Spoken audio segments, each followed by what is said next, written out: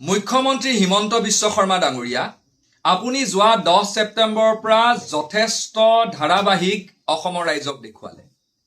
আজি 8 ফেব্ৰুৱাৰীৰ দিনা ছমাহৰ মূৰত আপুনি প্ৰতিবেদন এখনৰ নামত যি ভেকু ভাওনা কৰিলে সেয়াও অসমৰ ৰাইজে দেখিলে। এতিয়া আমি আপোনাক প্ৰত্যাহ্বান জনাইছো যে আপোনাৰ হাতত যদি কিবা তথ্য আছে তেতিয়াহ'লে গৌৰৱ গগৈক আজি ৰাতিটোৰ ভিতৰত আপুনি গ্ৰেপ্তাৰ কৰি জেললৈ পঠিয়াওক। আজি আপুনি ৰাতিটোৰ ভিতৰত গ্ৰেপ্তাৰ কৰি জেললৈ পঠিয়াই আপুনি প্ৰমাণ কৰক যে গৌৰৱ গগৈৰ সঁচাকৈয়ে পাকিস্তানৰ লগত লিংক আছে। আপুনি ইমানেই ক্ষমতাশালী ব্যক্তি যে আপুনি এটা কবিতা লিখা ছোৱালীক বৰখাচী বুঢ়াৰ গোহাঁইক এটা কবিতা লিখাৰ কাৰণে যদি আপোনালোকে জেললৈ প্ৰেৰণ কৰিব পাৰে, দেৱালয়ত চিত্ৰাংকৰণ কৰাৰ কাৰণে যদি আপুনি চিত্ৰকৰ এজনক আপুনি যদি জেললৈ পঠিয়াব পাৰে, জুবিন গাৰ্গৰ হত্যাৰ ন্যায় বিচাৰৰ কাৰণে ন্যায় বিচাৰকাৰীসকলক যদি আপুনি জেললৈ পঠিয়াব পাৰে, তেতিয়াহ'লে পাকিস্তানৰ লগত সম্পৰ্কিত এজন ব্যক্তি, তাকো ভাৰতবৰ্ষৰ ডেপুটি লিডাৰ অব অপজিশ্যনৰ নিচিনা দায়িত্বত থকা ব্যক্তি, যিজন ব্যক্তিৰ কাৰণে আপুনি ৰাতি শুব নোৱাৰে, যিজন ব্যক্তিয়ে সংসদৰ মজিয়াত শাসকীয় পক্ষৰ আমাৰ মাননীয় প্ৰধানমন্ত্ৰী নৰেন্দ্ৰ মোদী আৰু অমিত শ্বাহক সুখেৰে থাকিবলৈ নিদিয়ে, সেই ব্যক্তিজনক আপুনি কিয় তেতিয়াহ'লে এৰেষ্ট কৰিব নোৱাৰে? আপুনিতো নোৱাৰে। আপোনাৰ এই যে ডাবুল ইঞ্জিন চৰকাৰ আছে, কেন্দ্ৰত আপোনাৰ বিজেপিৰ চৰকাৰ, ৰাজ্যত আপোনালোকৰ বিজেপিৰ চৰকাৰ, তাৰ পাছতো এজন পাকিস্তানৰ এজেণ্ট কেনেকৈ সংসদৰ মজিয়াত দপদপাই থাকি ওলোটাই আপোনালোকৰ যি শাসকীয় দলৰ আৰু ভাৰতবৰ্ষৰ যিজন প্ৰধানমন্ত্ৰী, যিজন মিথ্যাচাৰী প্ৰধানমন্ত্ৰী আৰু যিজন গৃহমন্ত্ৰী অমিত শ্বাহ, তেওঁক যি সুখেৰে থাকিবলৈ নিদিয়ে, তেওঁলোকে কিয় গৌৰৱ গগৈক আজি তাৰিখলৈকে গ্ৰেপ্তাৰ কৰিব পৰা নাই? গতিকে এইখন নাটক অসমৰ ৰাইজে বুজিছে। আপোনাৰ প্ৰতিবেদনত যে তথ্য নাই সেয়া অসমৰ ৰাইজে জানে।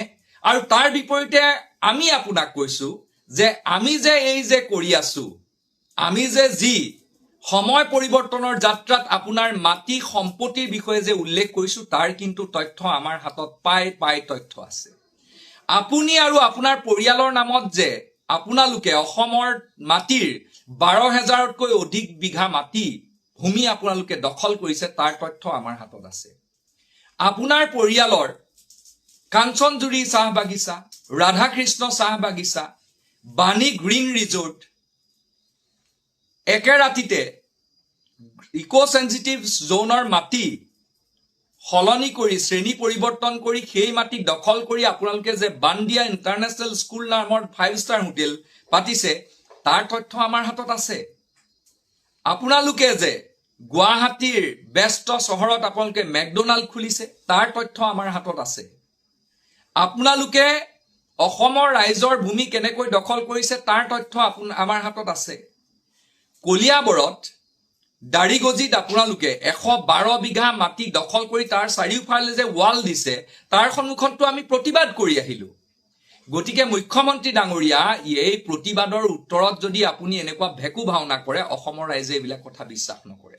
অসমৰ ৰাইজে তেতিয়া বিশ্বাস কৰিব যেতিয়া আপুনি গৌৰৱ গগৈ জেললৈ পঠিয়াব পাৰিব। আৰু আপোনালোকৰ হাতত সেই ক্ষমতা আছে। গতিকে আমি প্ৰত্যাহ্বান জনাইছো, আপোনালোকৰ হাতত যদি কিবা তথ্য আছে তেতিয়াহ'লে আপোনালোকে গ্ৰেপ্তাৰ কৰি জেললৈ পঠিয়াওক। কিয় কেইদিনমানৰ আগতো আপোনালোকে তেজপুৰৰ এজন প্ৰাক্তন সেনা বিষয়া, কিবা শৰ্মাৰ উপাধিৰ আছিল, তেখেতকতো আপোনালোকে গ্ৰেপ্তাৰ কৰিছে কোনোবা পাকিস্তানী চোৰাংচোৱাৰ লগত সম্পৰ্কিত কাৰণে। আৰু তাৰ বিপৰীতে আপোনালোকে এই যে আচলতে ভুৱা তথ্য দি পেলাই অসমৰ ৰাইজক বিভ্ৰান্ত কৰিবলৈ খুজিছে, এইটো অসমৰ ৰাইজে গম পাইছে। 2014 চনত আপোনালোকৰ কেন্দ্ৰত চৰকাৰ গঠন হ'ল, 2016 চনৰ পৰা বিজেপি চৰকাৰ হৈছে, 2016 চনৰ পৰা আজি পৰ্যন্ত অসমত এই 10 বছৰ বিজেপিৰ চৰকাৰ থাকিল। আপোনাৰ মনত নপৰিল? আপোনাৰ মনত কেতিয়া পৰিল? যেতিয়া গৌৰৱ গগৈ অসম প্ৰদেশ কংগ্ৰেছ কমিটিৰ সভাপতিৰ দায়িত্ব দিয়া হ'ল। আৰু আপুনি গম পালে যে এইজন সভাপতি হোৱাৰ পাছত এইজন সেনাপতিৰ নেতৃত্বত যিখন যুঁজ হ'বলৈ গৈছে, যিখন যুঁজত অসম আৰু অসমীয়া মানুহ অৱতীৰ্ণ হ'ব আপোনাৰ বিৰুদ্ধে, আপোনালোকৰ বিৰুদ্ধে, আপোনালোকৰ অপশাসনৰ বিৰুদ্ধে, আপোনালোকৰ সা সম্পত্তিৰ পাহাৰ ৰাইজক দেখুৱাবৰ কাৰণে যি আমি সংকল্পবদ্ধ, আমি যে ইটোৰ পাছত সিটোকৈ আপোনালোকৰ সম্পত্তিৰ পাহাৰ দেখুৱাইছো, আমি যে পীযুষ হাজৰিকাৰ সম্পত্তি দেখুৱাম, আমি যে প্ৰত্যেকটো সমষ্টিত যেনেকৈ ব্ৰহ্মপুৰ সমষ্টিত জিতু গোস্বামী পাহাৰ দেখুৱাম, এইবিলাক কথালৈ আপোনালোক ভীতিগ্ৰস্ত হৈছে। গতিকে আপোনালোকৰ হাতত কোনো উত্তৰ নাই কাৰণে আপুনি এই ভেকু ভাওনা কৰিছে, আৰু এই ভেকু ভাওনাৰ উত্তৰো সেইকাৰণে আপুনি এটা প্ৰকাণ্ড শূন্য পাব। প্ৰকাণ্ড শূন্য বা আলুগুটি আপোনাৰ পাব। ৰাইজে আপোনালোকৰ যে আলুগুটি এটা দিব 2026 চনত, সেইটো খাটাং। গতিকে এই নাটকখন সেইকাৰণে আমি ফ্লপ শ্ব' বুলি কৈছো, আৰু আমি কোৱাৰ আগত অসমৰ ৰাইজে আচলতে এইখন মানে super duper flop show' cinema বুলি ক'ব। ৰাইজে ইতিমধ্যে গম পাইছে, দেখিছে আপোনাৰ নাটকখন। মানুহ সাধাৰণ গোচৰ এটাত আপোনালোকে সাধাৰণ ফেচবুকত লিখিলে আপোনালোকে ধৰি নি পেলাই জেলত থয়।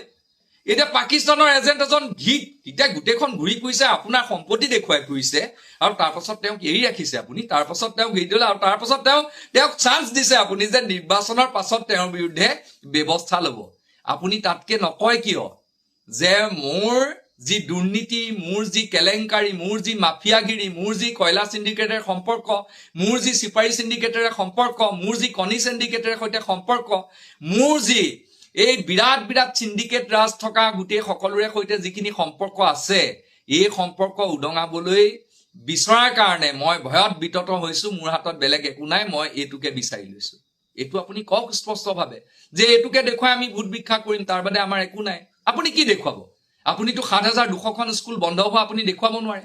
আপুনিতো দেখুৱাব নোৱাৰে আমাৰ এই এজাক বৰষুণত পানী দিলে টুপটুপকে তলত পানী পৰি থকা স্কুলবিলাকতো আপুনি দেখুৱাব নোৱাৰে। আপুনিতো দেখুৱাব নোৱাৰে প্ৰাথমিক স্বাস্থ্য কেন্দ্ৰৰ অৱস্থা কি। আপুনিতো দেখুৱাব নোৱাৰে যে অসমৰ মেডিকেল কলেজবিলাকত আজিৰ তাৰিখত চিকিৎসক আৰু পৰ্যাপ্ত পৰিমাণৰ ঔষধ নাই। আপুনিতো দেখুৱাব নোৱাৰে তাত যে চিটি স্কেনবিলাক বিফল হৈ আছে। আপুনিতো দেখুৱাব নোৱাৰে তাত কেনেকৈ আপোনাৰ এটা চিৰিঞ্জ পৰ্যন্ত পাবলৈ নোৱাৰে। আপুনি দেখুৱাব পাৰিব কি? আপোনাৰ সা সম্পত্তি যিবিলাক আপোনাৰ নখ দৰ্পণত আছে, ক'ত কেইবিঘা কেইলোচা মাটি আছে, অকল সেয়া আপোনাৰ নখ দৰ্পণতে নাই, আমাৰো আছে। আৰু এইবিলাক কথা কৈ আপুনি বিভ্ৰান্ত নকৰিব। আমি ইয়াৰ আগে সুধি থৈছিলো, অজিত ডোভাল চিকিউৰিটি এডভাইজৰ, তেওঁৰ পুত্ৰ সূৰ্য ডোভালৰ কেনেকৈ পাকিস্তানৰ নাগৰিকৰ লগত ব্যৱসায় কৰিব পাৰে?